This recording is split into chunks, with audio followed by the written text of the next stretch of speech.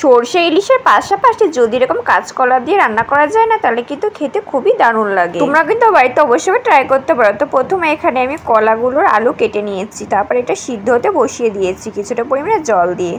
আর তার মধ্যে আমি কাঁচা লঙ্কাও দিয়েছি, সামান্য পরিমাণে কিন্তু লবণও দিয়েছি। তারপর লাস্টে আমি এর মধ্যে হলুদ তো একসঙ্গে দিয়ে দিই, সবকিছু একসঙ্গে দিয়ে ভালো করে কিন্তু গুলে নিয়েছি। এরপর প্রেসার কুকারের মুখটা দিয়ে কিন্তু আমি সিদ্ধ হতে বসিয়ে দেবো। এই ইলিশ মাছের রেসিপিটা কিন্তু একদম সিম্পল, খেতে কিন্তু খুবই সুন্দর লাগে। এদিকে কিন্তু আমি ইলিশ মাছগুলো ভালো করে ধুয়ে লবণ মাখিয়ে কিন্তু তেলের মধ্যে ভেজে নিলাম। তবে খুব একটা বেশি পরিমাণে কিন্তু আমি এটা ভাজিনি, যেহেতু এটা ঝোল রান্না করবো তার জন্য কিন্তু হালকা একটু ভেজে নিয়েছি, নাহলে কিন্তু আমার কাছে খেতে অতটা ভালো লাগে না।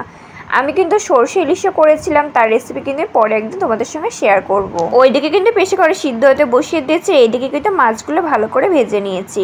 এরপর মাছগুলো আমি তেলের থেকে তুলে নেব। তারপর সেই মাছ ভাজার তেলেই দিয়ে দেবো সামান্য পরিমাণে জিরে। আর মাছের কিন্তু মাথা ছিল, মাথাও কিন্তু একসঙ্গে ভেজে নিয়েছি। আমি জিরেটা দিয়ে যেটা একটু ফুটে উঠলে এর মধ্যে আমি দিয়ে দিলাম সিদ্ধ করে রাখা কলা আলু। তারপরে আমি 5 মিনিটের জন্য ঢেকে দিয়েছিলাম। ঢাকনা তুলে এর মধ্যে ভাজা মাছগুলো দিয়ে ভালো করে নাড়াচাড়া করে দিলাম। আমি কিন্তু এর মধ্যে গুঁড়ো লঙ্কা দিই না, আমি কিন্তু এটা কাঁচা লঙ্কা দিয়ে রান্না করব। এরপর আমি ঝোলটা চেখে দেখলাম যে লবণটা ঠিকঠাক পরিমাণে আছে কিনা। মনে হলো সামান্য একটু লবণ লাগবে, তাই সামান্য পরিমাণে লবণ দিয়ে আবারও 10 মিনিটের জন্য ঢেকে দিলাম।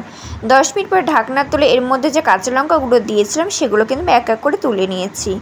আর নিয়েছি আলু, তারপর সেটা কিন্তু ডলে আবার কিন্তু ঝোলের মধ্যে দিয়ে দিয়েছি। ইলিশ মাছের এরকম পাতলা ঝোল দেখে মনে হচ্ছে খেতে অতটা সুন্দর হয়নি, তবে এটা না খেতে ভীষণ সুন্দর হয়েছিল।